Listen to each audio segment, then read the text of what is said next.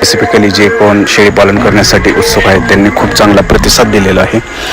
तर जे काही मी नवनवीन इथे व्हिडिओ अपलोड करत आहे, जसं की शेळीपालन, चारा, शेड खर्च किंवा त्याच्यासाठीची बांधणी, कोणत्या शेळ्या आहेत किंवा त्यांचं नियोजन कसं आहे, हे तर सर्व काही माहिती असणारे व्हिडिओ मी अपलोड केलेले आहेत. आणि बरेचसे बांधव ते व्हिडिओ बघून त्यांनी चांगला प्रतिसाद दिलेला आहे आणि काही जणांनी कमेंट पण केलेले आहेत. आणि जो कोणी कमेंट करत आहे त्याला आम्ही उत्तर द्यायचा पण प्रयत्न करत आहोत.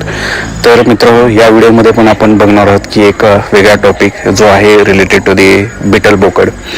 तर आम्ही पण इथे शेडमध्ये वेगवेगळ्या शेळ्यांसाठी ट्राय केलं होतं, की जसे गावरान शेळ्या, उस्मानाबादी शेळ्या, शिरोई टाईप शेळ्या आणि बिटल बोकड. तर एकंदरीतच आम्हाला कोणत्या ह्याच्यातून काय झालं आणि आम्ही शेवटी बिटल बोकडकडे काय गेलो त्याची माहिती द्यायचा प्रयत्न केला आहे. आणि मित्र हो, याच्यामध्ये जे काय मी पॉईंट्स मेन्शन केले, जसे की शेड खर्च, शेड लांबी, रुंदी, साईज, हिरवा चारा, सुका चारा आणि इतर काही सर्व गोष्टी, तर या सर्वची माहिती मी व्हिडिओच्या अधूनमधून आणि शेवटी दिलेली आहे. तर तुम्हाला सर्व समजण्यासाठी हा व्हिडिओ शेवटपर्यंत बघावा लागेल. तर आय होप तुम्ही चॅनलला सपोर्ट कराल आणि असंच भरघोस प्रतिसाद द्याल, जेणेकरून मला व्हिडिओ बनवायला आणखी चांगलं मोटिवेशन मिळेल आणि मी तुमच्यापर्यंत जे काही गोष्टी आहेत त्या पोहोचवायचा प्रयत्न करेल. तर त्यासाठी तुमचा एक सपोर्ट असणं गरजेचं आहे आणि तुम्ही जेवढे काही कमेंट कराल, क्वेश्चन विचाराल, तेवढं आमच्यासाठी एक मोटिवेशन म्हणून असणार आहे.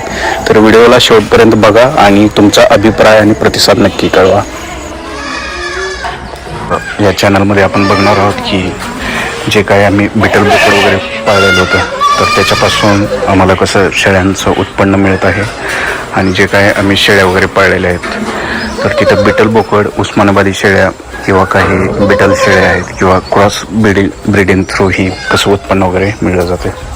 तर ही जे काही पिल्लं आहेत, तर आता तुम्ही जर मोजली तर किती नंबर मिळू शकतात? 1 2 3 4 5 6 7 8 9 10 11 12 13 14 15 16 17, तिकडे 18, जवळपास हे 18 पिल्लं आहेत. आणखी तिकडच्या कप्प्यामध्ये वेगळे असतील किंवा इकडच्या कप्प्यामध्ये पण बिटलचे वेगळे पिल्लं असतील.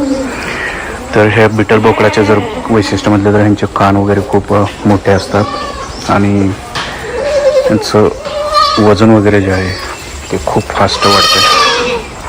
तर बरेच जण बिटल बोकडला प्रेफरन्स देतात, कारण तुम्ही गावरान शेळी पालन केलं असेल किंवा दुसरं कुठलं केलं असेल उस्मानाबादी, तर तेही आम्ही करून बघितलं, त्याच्यातून फायदा येतो. परंतु जशा प्रकारे बिटल बोकड रिझल्ट देतं ते इतरवाले कुठले देऊ शकत नाहीत. आता ह्याही पिल्लाचे हे बघा, कान वगैरे कसे आहेत, लांबचे किंवा वजन वगैरे. तर हे जे पिल्लं आहे ते फक्त 1 महिन्याचे किंवा त्यापेक्षाही कमी ह्याचे असणारे आहेत. फक्त बिटल बोकडाचं कसं आहे की ते बिटल बोकड जर आणलं तर ते खूप महाग आहे. आता ते बिटल बोकड आहे तिकडच्या साईडला ते उभं राहिलेलं, तर ते खूप कॉस्टली मिळतं. म्हणजे आम्ही जवळपास ते 40,000 रुपयाला आणलं होतं बिटल बोकड. आणि आता एवढ्या सर्व शेळ्या आहेत, तर त्या सर्व शेळ्यांसाठी ते एक बोकड यूज होतं आहे. तर आम्ही ह्या बिटल बोकडसोबतच आणखी दुसरं बोकड आहे, तर हे 2 बोकडं हे राहतात. परंतु एकच बोकड जर सर्व शेळ्यांसाठी यूज करायचं असेल तर डेफिनेटली त्याला मीन्स तेवढं शक्य नाही आहे. त्यामुळे मार्केटमधून दुसरे बोकड आम्हाला आणावं लागतं आहे. परंतु या बिटल बोकडामुळे फायदा काय होतं आहे की जे काही बोकडाचे पिल्लं वगैरे होतात ते खूप तंदुरुस्त आणि हे असतात. मार्केटमध्ये त्यांना खूप डिमांड राहते, त्यांची वाढ वगैरे खूप झटपट होते आणि बाहेर मागणी पण असल्यामुळे तुम्हाला हे नक्कीच फायद्याचं ठरतं. बिटल बोकडचे असे खूप सारे फायदे आहेत, परंतु त्याचा थोडासा तोटाही असा आहे की कधीकधी एका शेळीला फक्त 2च पिल्ले होतात किंवा 1च पिल्लं होतं, क्वचित 3 किंवा 4 पिल्ले होतात. आणि समजा जरी 3 किंवा 4 पिल्लं झाले मित्रांनो, तरी ते धोकादायक असतं, कारण एक शेळी तेवढं दूध वगैरे देत नाही. तर शेळी पण तेवढं सक्षम पाहिजे दूध वगैरे द्यायला, तरच ते हे होतं आहे. पण जरी एका शेळीला 2 किंवा 3 पिल्ले झाले ना, तरी तुम्हाला खूप हे परवडणार राहते. आता हे जे काही आम्ही बोकडं आहेत ते 3 ते 4 महिने किंवा 5 महिने सांभाळतो. त्याच्यानंतर हे बोकडं वजन काट्यावरती वजन करून दिलं जातं. आणि तुम्हाला तर माहीत आहे की सध्या सिच्युएशन कशी आहे, मटणाचे भाव वगैरे किंवा बोकडं जे कोणी शेळीपालनासाठी करत असेल त्याला किती डिमांड वगैरे आहे. तर 3 ते 4 महिन्यामध्येच एका बोकड म्हणजे जवळपास त्याची रेंज आम्ही कमीत कमी 10,000 रुपये होईपर्यंत ठेवतो. मीन्स त्या लेवलला आम्ही वजन वगैरे वाढवतो आणि त्याच्यानंतरच ते विकलं जातं. तर तेव्हाच ते परवडतं आणि याच्यातून नफा वगैरे जातो. तर मित्रांनो, बऱ्याच जणांना प्रश्न हाही असेल की एवढ्या शेळ्या वगैरे आहेत तर ह्याच्यासाठी चाऱ्याचं वगैरे कसं नियोजन केलं आहे किंवा काय. तर मित्रांनो, मी एक व्हिडिओ अपलोड केला, एक नाही असे जवळपास खूप व्हिडिओ आहेत आणि एका व्हिडिओमध्ये मी माहिती दिलेली की एक आम्ही कसं सुभावळ केलं आहे किंवा गिनुगोड लावला आहे, दुधी गवत लावलं आहे, मका लावले, तर त्याची सर्व A to Z माहिती सांगली. तर तुम्ही चॅनलला या सबस्क्राईब करा, लाईक करा व्हिडिओला किंवा चॅनलमध्ये जाऊन तिथे ते व्हिडिओज बघा. कारण यूट्यूबचा अल्गोरिदम हे व्हिडिओ सगळीकडेच पसरवत नाही आहे. त्यामुळे कधीकधी मला जो पाहिजे तो कंटेंट तुमच्यापर्यंत येत नाही. किंवा मग बरेचसे माझे मित्र कमेंट करतात की तुमचं शेडचं हे सांगा, खर्च सांगा, साईज सांगा, किंवा किती शेळ्या आहेत सांगा, किंवा किती चारा लावला आहे, किंवा हिरवा चाऱ्याचं नियोजन कसं केलं आहे सांगा आणि बरंचसं काय. तर काही जे रेग्युलर व्हिडिओ बघणारे बांधव आहेत मग त्यांना हे वाटतं की मी तोच व्हिडिओ परत अपलोड करत आहे, तीच माहिती सांगत आहे. तर असं व्हायला कामा नाही. त्यामुळे मी म्हणतो की तुम्ही पाठीमागचे पण व्हिडिओ बघा. डेफिनेटली हे व्हिडिओ बनवण्यासाठी आम्हाला एफर्ट्स घ्यावे लागतात हे त्याच्यामुळे तुमचं पण याच्यामध्ये सहयोग महत्त्वाचा आहे. आणि तुम्ही जेवढे जास्त कमेंट कराल, क्वेश्चन्स विचाराल किंवा तुमचे काही मते मांडाल किंवा बोलाल तेवढं आपण याच्यावर हितगुज करू आणि वेगवेगळ्या समस्या किंवा क्वेश्चन्स असतील त्याच्यावरती सोल्युशन वगैरे काढूयात. तर तुमच्याकडे तुम्ही कुठल्या प्रकारच्या शेळ्या वापरता, कसं नियोजन आहे, शेड वगैरे तुमच्याकडे कसं आहे, तुम्ही कितीपर्यंत बोकड विकता वजन झाल्यावर की कसं की तुम्ही वजन काटा करून हे करता. तर मित्र, आम्ही काही वेळा शेळ्या किंवा बोकड हे मुंडीमच्या बाजारामध्ये नेऊन विकतो. तर मी तिथला एक व्हिडिओ काढेन. ज्यावेळेस व्यापारी ते तुमच्याकडून हे घेतात बोकड वगैरे, तर त्यावेळेस तुमच्याकडे काही फसवणूक होते का किंवा तुम्ही कसं त्यांच्याशी हँडल वगैरे करता त्याची सर्व माहिती देणारे व्हिडिओ मी काढेन. फक्त विनंती एकच आहे की तुम्ही चॅनलला जास्तीत जास्त लोकांपर्यंत पोचवा. कारण बाकीचे पण शेळीपालन करणारे बरेचसे यूट्यूबर आहेत आणि त्यांनी जर एक व्हिडिओ अपलोड केला तर त्यांना 1 लाख व्ह्यूज येत आहेत आणि बरेच जण त्यांना कमेंट करत आहेत, शेअर करत आहेत, लाईक्स करत आहेत. तर आपल्याही चॅनलला मित्र तसं झालं पाहिजे. कारण आपला हा चॅनल आपल्याला खूप मोठं ग्रो करायचा आहे आणि सर्व बांधवांना हेल्प करायची की आम्ही जे काही करत आहोत, ज्याच्यातून आम्हाला जे काही सक्सेस वगैरे मिळत आहे तेच सक्सेस तुम्हाला पण मिळावं अशी अपेक्षा आहे. आणि त्याच अर्थाने आम्ही हा चॅनल वगैरे सुरू केलेला आहे. तर मी इकडं आउटसाईडला उभा राहून हा सर्व काही व्हिडिओ शूट करत आहे. सध्या थंडी सीझन, आता काही दिवसात आंब्याला तोर निघायला पण सुरू होईल मित्र. हो, मे बी निघाला पण असेल. तर हा 6 मिनिटाचा जवळपास 6-7 मिनिटाचा व्हिडिओ झालेला आहे आणि मला अपेक्षा आहे की तुम्हाला हे काय जे काही नियोजन असेल ते लाईक झालेलं असेल आणि तुम्ही हा कंटेंट जास्तीत जास्त लोकांपर्यंत पोहोचवाल. आणि त्या व्हिडिओवरून माझं टार्गेट आहे की या व्हिडिओला जवळपास मित्र 1000 ते 1000 तर लाईक यायला पाहिजेत आणि हा व्हिडिओ जास्तीत जास्त लोकांपर्यंत गेला पाहिजे. तर नेक्स्ट व्हिडिओमध्ये आणखी मी डिटेल स्ट्रॅटेजी सांगेल, डिटेल कंटेंट सांगेल, नेमकं काय काय बनवले, कसं बनवलेलं आहे.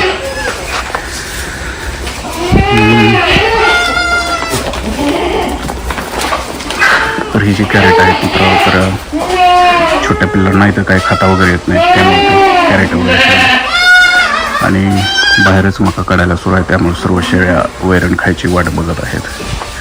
कारण हा सध्या 4 वाजताचा त्यांना वैरण टाकायचा टाईम झालेला आहे.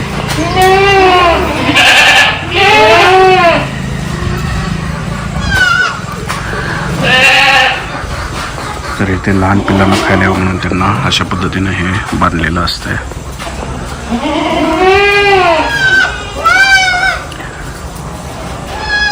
तर बघूयात किती मित्रमंडळी कमेंट करत आहेत, काय क्वेश्चन्स विचारत आहेत का किंवा काय प्रतिसाद देत आहेत, आमचा व्हिडिओ क्वालिटी कंटेंट कसा वाटतो आहे, ह्या सर्व गोष्टीचा तुम्ही हे करा. हे आलेलं आहे बिटल बोकड फायनली.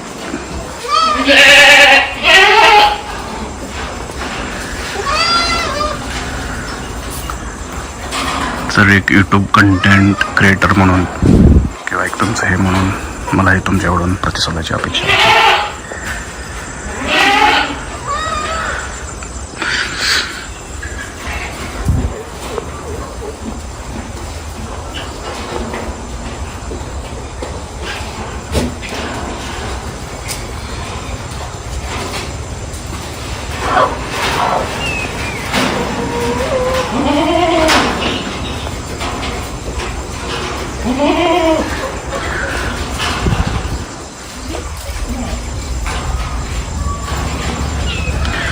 तर मित्र, मी जसं प्रॉमिस केलं होतं की व्हिडिओच्या सुरुवातीला मी म्हटलेली की तरी पण व्हिडिओच्या शेवटी सांगेन की शेळ्यांसाठी किती खर्च आला किंवा किती शेळ्या आहेत आणि शेड बांधणी आकार किती खर्च आला आहे. तर चला त्यावरती बोलतो. तर आमच्या शेडमध्ये जवळपास शेळ्यांची संख्या 100 ते 150 राहते. शेडसाठी आम्हाला 5 लाख रुपये खर्च आला होता. हे जे काय शेडचं जे काय पोल्स आहेत ते ओल्ड आहेत, ओके, आणि जे काय पत्रे वगैरे आहेत ते टोटली न्यू आहेत. शेडची जर अशी रुंदी बघितली इकडच्या साईडपासून इकडं तर ती आहे 90 फूट आणि शेडची जर लांबी बघितली हे खालून ते इकडं वरतीपर्यंत तर ती आहे जवळपास 120 फूट. मध्येच हे आहेत गव्हाणी वगैरे ज्याच्यातून 1 कॅरेट आरामशीर जाईल. तिथे आम्ही शेळ्यांना चारा वगैरे टाकतो आणि 2 गव्हाण्याच्या मधील अंतर त्याच्यामधून 1 गवताचा गाडा आरामशीर जाईल. तसेच मित्र, आम्ही शेळ्यांसाठी मक्यापासून हे असं मुरघास वगैरे बनवलेलं आहे. हे कुट्टीच्या मशीननं तो बारीक केला जातो. आणि मित्र, ही आहेत आमची शेळ्यांची पिल्लं जिथे आम्ही जास्त करून बिटल बोकड क्रॉसिंगसाठी वापरतो आणि ही आहेत शेळ्यांची बिटल बोकडाची पिल्लं वगैरे. तर हे फक्त 1 महिने ते 15 दिवसाचे आहे. तर चला, सर्व कंटेंट हे झालेलं आहे. तर व्हिडिओला शेअर, लाईक, सबस्क्राईब करा. थँक्यू. हे बंदिस्त शेळी पालन केलं आहे. हे आहे महाराष्ट्रातील सोलापूर जिल्ह्यातील.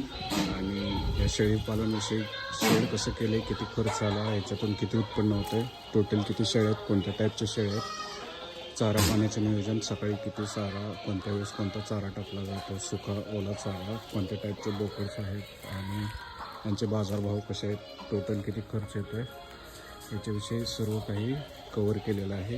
आणि याची सर्व माहिती चॅनलच्या व्हिडिओमध्ये देत आहोत. तर प्लीज चॅनलला शेअर, लाईक, सबस्क्राईब करा. आणि मी व्हिडिओ याच्यामध्ये डेली अपडेट करीत जाईल. आणि याच्यातून फायदा आहे तसेच त्याचे काही तोटे पण आहेत, तर त्याच्याबद्दल सर्व माहिती दिली आहे.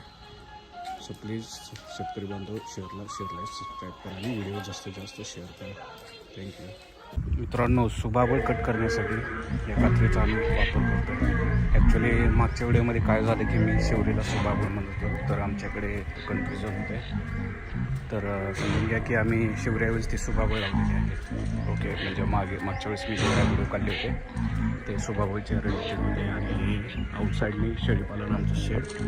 आणि बऱ्याच बांधवांचा प्रश्न होता की शेळीपालनाची शेडची साईज काय आहे. तर मी प्रत्येक व्हिडिओमध्ये साईज काय आहे किंवा काय तुम्ही फक्त तो व्हिडिओ कंप्लीट बघत नाही, तरी पण सांगतो आता की हे जे शेड आहे याची रुंदी आहे 90 फूट आणि याची लांबी आहे 120 फूट. ओके, आणि हे जे पत्रे आहेत ना, ते पत्रे मधल्या ह्याच्यापासून भागापासून 20-20 फूट आहेत. म्हणजे 20 फूट उजव्या साईडला, 20 फूट डाव्या साईडला. आणि आम्ही त्याच्यामध्ये कोबा केला आहे. तर तो कोबा आहे 5-5 फूट सेंटरपासून साईडला, कारण तो कोबा वगैरे करणं आवश्यक असतं. आणि शेडच्या साईडनं वगैरे आम्ही असे झाडे वगैरे लावलेत आणि त्याच्या साईडला आम्ही केले मका, वैरण, गिनीगोल, सुबाबळ वगैरे. तर ही रानाची जी पट्टी आहे ना, ती कंटिन्यू एवढं जे शेडपासून जे इकडे कडपर्यंत रान आहे ते सर्व रान आम्ही शेळ्यासाठी ठेवलं आहे. म्हणजे या रानातून आमचं सगळं या शेडमधल्या शेळ्यांचं भागते सगळं. आणि त्याच्या साईडला जे दुसरं रान आहे तिथे हे आहे आमची डाळिंबाची बाग. आता डाळिंबाचा माल आहे तो यावेळेस एकदम मस्त आला आहे. आणखी महिन्याभरातच हे सर्व डाळिंब विकायला जातील. आणि आशा आहे की आम्हाला 100 ते 120 रुपये नक्कीच भाव सापडेल. आणि जो काय माल निघेल तो 10-12 टन निघेल, कारण हे पहिलंच पीक आहे. आणि बाग आम्ही फक्त 1 वर्षातच धरलेली आहे. पण याच्यासाठी खर्च पण तसाच केला आहे, 1.5-2 लाख रुपये तर खर्च केला आहे. आणि इकडे मका, तर बघा मक्याला पण आम्हाला फवारणी करावी लागली. आणि इकडेच मक्याच्या साईडला गिनीगोल. आणि गिनीगोल संपला की त्याच्या पुढेच येते सुबाबळ, ज्याला की मी एखादी शेवरी म्हणत होतो. पण काय फरक पडत नाही, शेवरी असू द्या सुबाबळ असू द्या, शेळ्या एकदम आवडीने खातात. आणि आम्ही असेच तालीवर लावलेत. हे जांभळीचं झाड आहे, त्याच्यानंतर हे आहे आंब्याचं झाड, त्याच्यानंतर ते आहे नारळाचं झाड, हा गिनीगोल. तर याच्यामुळे रानात सुशोभीकरण राहतं आहे, मस्त वाटते. आणि बाकीच्या पण म्हणजे हे फळं वगैरे खायला होते. तर मी हे मगाशी व्हिडिओ दाखवलं की कात्री घेऊन मी आलतो. तर ही कात्री घेऊन तुम्हाला शिवरीमध्ये हे असे फाटे वगैरे कट करायचे. तर जसं की मी तुम्हाला हे एक फाटा कटच करून दाखवतो. तर हे बघा, हे अगोदरच आम्ही कट केले. काल एवढ्या याच्यामध्येच एक कवळा भरला आहे आमचा, म्हणजे एक गाडा. तर एवढे फटे निघतात. तर हे ज्यावेळेस तुम्ही कट करताय त्यावेळेस हे कात्री इथं पकडून हे करावं लागेल. आता मी उजवा हात लावला नाही त्यामुळे मला काय जास्त लोड देत आहे ना, माझा हात चेंज करतो. तोपर्यंत तुम्ही बघून घ्या की सुबाबळ त्याच्यामध्ये आम्ही लावलेले ड्रिप केले किंवा बऱ्याच गोष्टी आहेत त्याच्या. तर ही अशी कातर सोपी पडते, पण ॲक्च्युली मला याची सवय नाही जास्त, कारण हे सुबाबळ तोडण्यासाठी दुसरे आहेत ते कट करतात.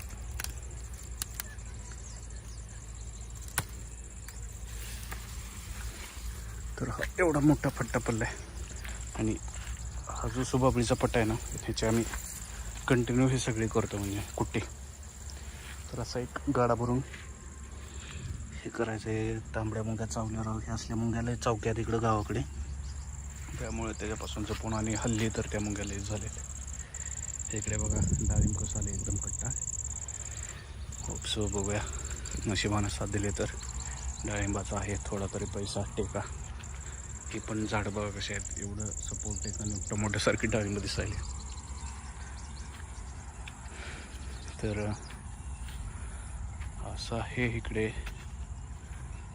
तर मी कात्री इथं ठेवून जातो, कारण मला दुसरं आहे काम. तर बघा इकडून सुबाबळीचा हे व्हिडिओ मी थोडेसे थंबनेलसाठी असे काही फोटो काढून घेतो, कारण यूट्यूब थंबनेल दाखवल्याशिवाय काय व्हिडिओ जास्त लोकांपर्यंत जाऊन देत नाही अजिबात. काय रे,